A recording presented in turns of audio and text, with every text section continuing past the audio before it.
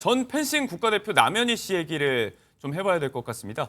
전청조 씨 논란들은 많이 기억을 하실 겁니다. 이제 재벌가를 빙자해서 수십억대 사기 피해를 입히고 성별 논란까지 불거졌었는데요. 당시에 재혼설이 있었던 남현희 씨였죠. 그런데 이 전청조 씨가 아니라 돌연 전 남편의 불륜 의혹에 대해서 같이 이제 상간녀로 누군가를 지목하면서 이야기를 하고 있습니다.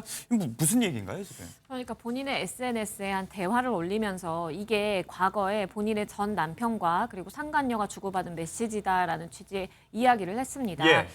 사실은 본인이 이혼을 하게 된 것이 뭐 전청조를 만나서도 아니고 예. 아니면 본인이 어떠한 외도라든지 본인의 귀책 사유로 인한 것이 아니라 전 남편의 외도 때문이었다라는 것을 이야기를 하고 싶었던 예. 것 같아요. 그래서 아무래도 전청조 관련된 사건이 사회적으로 굉장히 무리를 일으키다 보니까 예. 많은 사람들이 귀책 사유도 남현희 전 선수에게 있을 거다라는 예. 생각을 많이 했거든요. 예. 근데 그 부분에 대해서 굉장히 억울한 마음을 가지고 있는 것으로 보이고 그러다 보니까 이런 증거들을 폭로를 하면서 사실은 나 때문이 아니라 전 예. 남편의 책임이었다라는 것을 알리고 싶었던 것으로 보이고 추가적인 폭로로 지금 시사하는 그러한 이야기를 예. 하고 있는 상황이어서 이러한 잡음은 좀 계속될 가능성도 있어 보입니다. 자, 이런 배경 속에서 수년 전 있었던 이 전 남편의 불륜과 또 이혼에 대한 이야기가 다시 소환이 된 건데 전청조 씨 논란에 대한 얘기를 어쩔 수 없이 다시 한 번 더 해야 될 것 같습니다. 앞서 남현희 씨가 법원에서 이 사기 혐의에 대해서 이 사기 방조 혐의를 받고 있었는데 이 혐의가 지금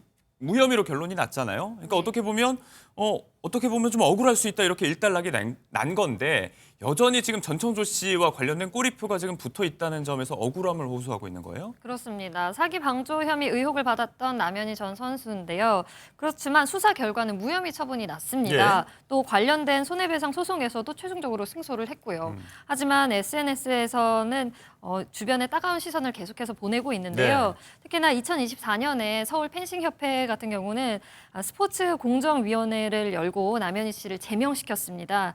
명목은 사회적 무리를 일으켜 체육인의 품위를 훼손했다라는 사유였는데요. 또 올림픽 메달 리스트에서도 제명 처리된 상태고요. 남현희 씨는 더 이상 잃을 게 없다라는 심경이고 이 같은 논란이 앞으로 더 어떻게 크게 더 번질지는 지켜봐야 될 것 같습니다. 자, 더 잃을 것도 없다는 남현희 씨의 억울한 마음은 알겠죠. 그렇지만 지금 폭로 내용을 봤을 때는요. 대화 내용, 카톡 내용이 이제 공개가 된다든지 또 상간녀로 지목한 사람의 직업 이야기도 있었단 말이에요. 이렇게 신원을 특정할 수 있을 만한 이야기를 공개적으로 게시하는 건 향후에 별개로 또 법적인 문제가 될 수 있는 소지가 있을 것 같아서요. 맞습니다. 그러니까 남현희 전 선수가 억울한 마음이라든지 본인이 어떠한 취지로 이야기를 하는지는 이해를 할 수 있는 부분이 있다고 보더라도 법적으로 본다면 이 부분은 좀 말리고 싶은 마음입니다.